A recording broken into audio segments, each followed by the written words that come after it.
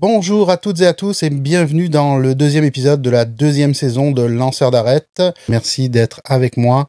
Merci de partager certaines des idées qui circulent, pas tant que ça, que j'essaye de véhiculer. Oui, on va encore parler de politique, on va encore parler des syndicats parce qu'il faut absolument que vous preniez la mesure de la gravité de ce qui se passe en ce moment avec le gouvernement de la CAQ. Pour les personnes qui apprécient un petit peu plus quand je parle de santé mentale au travail, ne vous inquiétez pas, j'ai énormément de sujets sur le feu pour vous. Donc, je reviens avec un épisode qui se veut la suite logique de mon épisode précédent concernant les agissements de la CAQ et les agissements de Jean Boulet, que j'appelle avec grande affection mon Jean Bou, parce que quand je vous dis que les manigances de Jean Bou sont des attaques en règle contre les travailleuses et les travailleurs, c'est parce que la rhétorique de la CAQ, c'est de parler des syndicats comme étant des grosses entités, mais les syndicats, c'est pas des entités inertes, ce sont des hommes, ce sont des femmes, ce sont des travailleurs, des travailleuses. Donc, Jean Bou, quand il essaye de faire une distinction entre les syndiqués et les syndicats, ben, il essaye de noyer le poisson parce qu'en fait, il s'attaque aux travailleurs et aux travailleuses.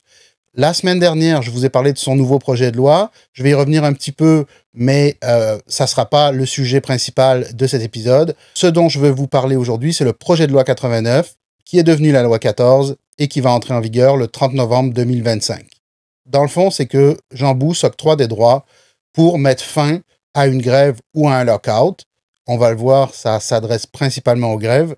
S'il détermine lui-même, Sa Majesté Jean Bou, que des services essentiels ne sont pas donnés. Et en fait, ça, c'est une attaque en règle contre un droit fondamental qui est le droit de grève. Donc, c'est une attaque en règle contre les travailleurs, les travailleuses du Québec. C'est sûr que quand on regarde la loi sur le papier, on pourrait se dire, ben, ça fait en sorte que les gens ne perdent pas des services essentiels, ça a du sens, ça peut être intéressant.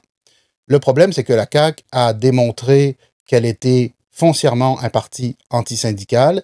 Jean Bou, pour lui, les syndicats, c'est l'ennemi public numéro 1, et la CAQ, c'est le parti des patrons. Donc, on voit que le jupon dépasse, on voit que c'est un stratagème pour nuire au droit de grève des travailleuses et des travailleurs. Pourquoi? Parce que c'est évident que quand une grève va poser problème à l'employeur, quand une grève va poser problème à l'image du gouvernement, eh ben Jean Bou et sa gang de valets du 1%, ben, ils vont trouver la moindre petite faille administrative pour pouvoir dire que, oh, il y a un service essentiel qui n'est pas donné, oh, je mets fin à la grève. En fait, ce qui fait Jean Bou, c'est qu'avec un décret ministériel, il met fin à un droit qui est dans la Charte des droits et libertés. C'est quand même pas rien. Ben, en fait, les patrons sont bien contents de ce que leurs valets ont fait pour eux au gouvernement, parce qu'en fait, qu'est-ce qui se passe? C'est qu'ils savent que le ministre du Travail, par un simple décret, peut mettre fin à une grève, et ils ont juste à attendre que ça s'envenime, que rien ne se passe, que Jean Bou décide d'intervenir et mettre fin à la grève. Comme ça, eux, ils sont morts de rire.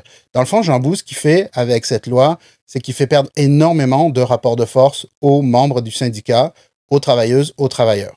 En plus, ce que Jean Bou va faire, et ça c'est précisé dans la loi, c'est de faire intervenir un médiateur, un conciliateur du gouvernement. Et en fait, le conciliateur du gouvernement, souvent, ce qu'il fait, c'est qu'il coupe la poire en deux entre les demandes du syndicat et les demandes de l'employeur. Et si l'employeur a absolument rien mis sur la table, eh bien forcément, les demandes qui vont se retrouver dans la convention collective à la fin, ça va être des demandes à la baisse et ça va être énormément de pertes pour les travailleurs, pour les travailleuses.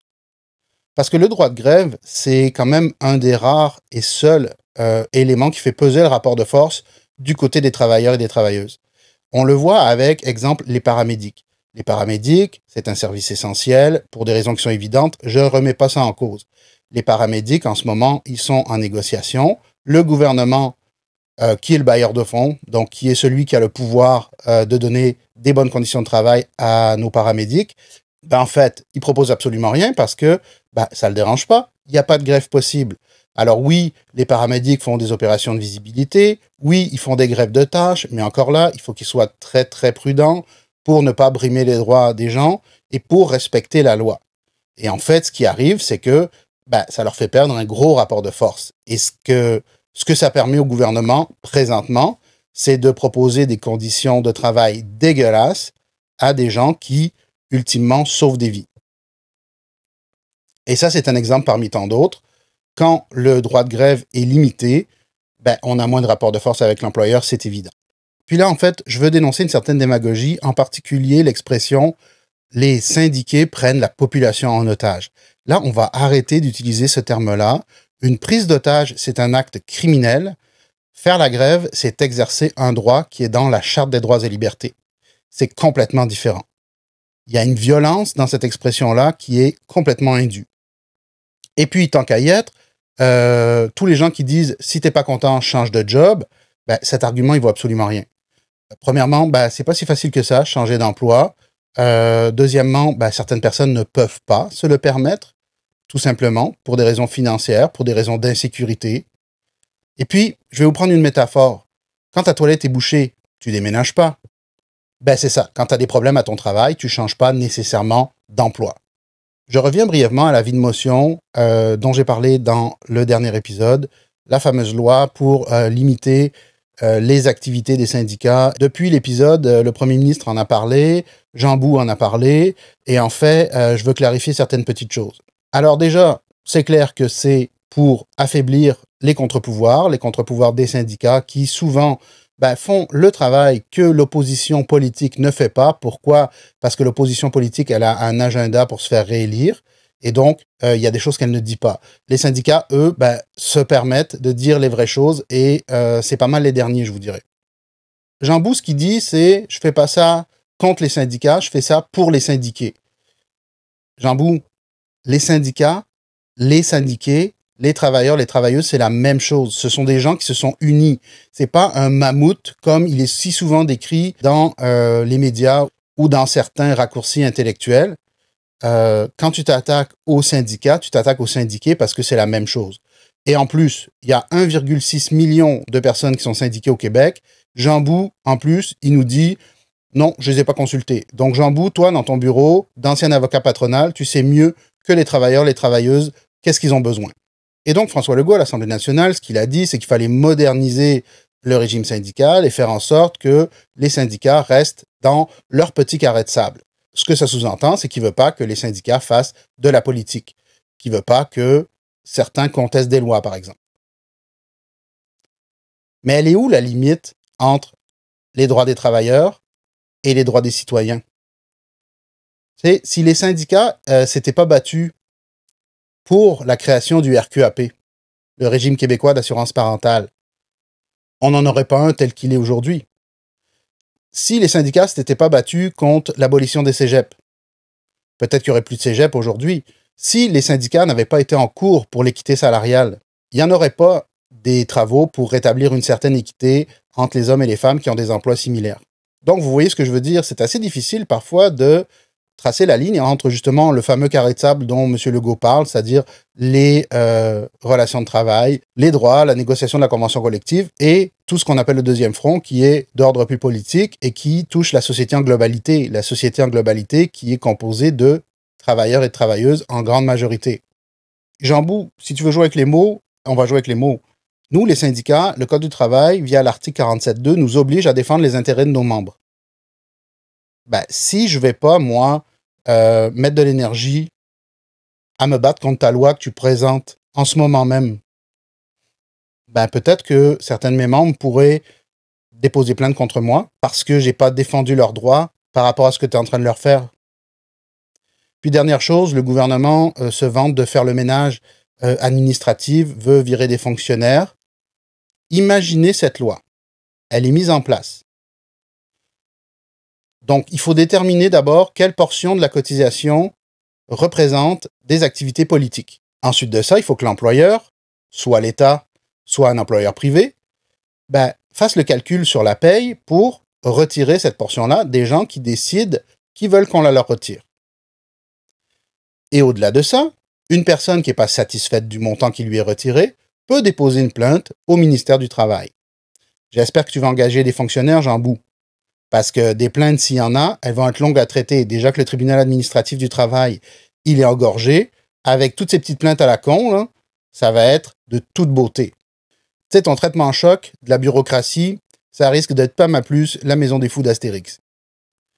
Jean Bou, dans les médias, il s'est défendu de faire de l'ingérence. Lui, ce qu'il clame, c'est sa volonté que les syndicats soient plus transparents et plus imputables. Je vous rappelle quand même que notre tata de l'année, Jean Bou, et son papa Legault, c'est quand même le gouvernement qui ont gaspillé 1 milliard de dollars dans sa clique, qui ont gaspillé de l'argent public, on ne sait pas encore combien, dans Nordvolt, en faisant du gambling avec l'argent des travailleurs et des travailleuses. Ouh là, l'imputabilité, Jean Bou, t'as pas de leçon à donner à personne, je pense. J'ai aussi envie de te parler du rapport du vérificateur général du Québec.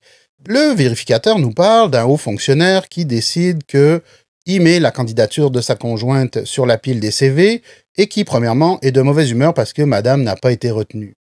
Ensuite de ça, qu'est-ce qu'il fait? Il lui crée un emploi dans lequel il l'engage et pour lequel elle n'est pas foutue de faire les tâches. On nous parle aussi d'un haut fonctionnaire d'un ministère qui se faisait inviter dans des événements, se faisait payer des bons repas avec de l'alcool, il se faisait inviter dans des événements donc, et on a appris qu'il avait des intérêts dans les compagnies pour lesquelles il était censé légiférer.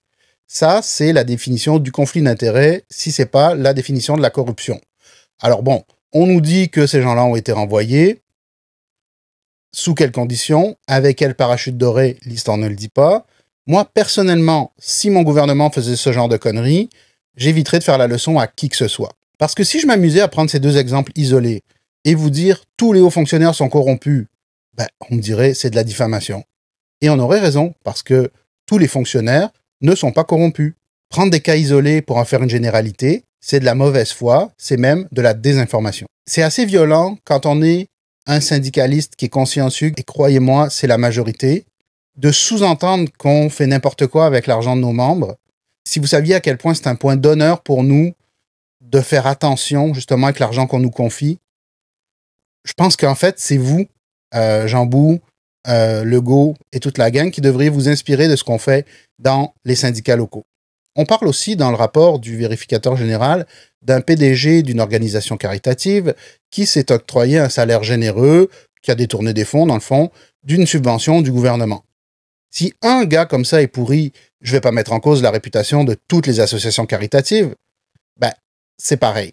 Et puis, tant qu'à parler du rapport du vérificateur, je veux souligner le fait qu'il a mentionné que les informations qui lui ont permis de mettre au jour ces fraudes lui ont été fournies par des lanceurs d'alerte ou des lanceurs d'alerte, choisissez le mot que vous préférez.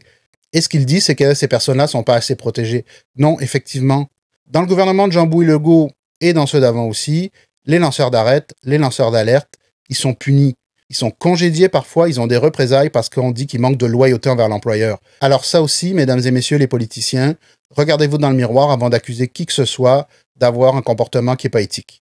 Je vais vous nommer une citation que j'ai lue dans la presse. Le vice-protecteur à l'intégrité publique, M. Dave Charland, a rappelé une nouvelle loi qui donne à son organisme plus de pouvoir pour défendre les lanceurs d'alerte. Et dans le fond, ce qu'il dit, c'est que si tu te sens lésé parce que tu as fait des révélations, ben, il dit, dans le doute, appelez-nous, on ne va pas vous laisser tomber. Le courage du lanceur d'alerte profite à tous. Avec les nouvelles législations, il n'est dorénavant plus seul avec sa divulgation. Bon, il n'a pas dit lanceur d'alerte, il a utilisé l'autre terme, mais vous comprenez ce que je veux dire. C'est une très belle avancée, ça, et j'en suis bien content.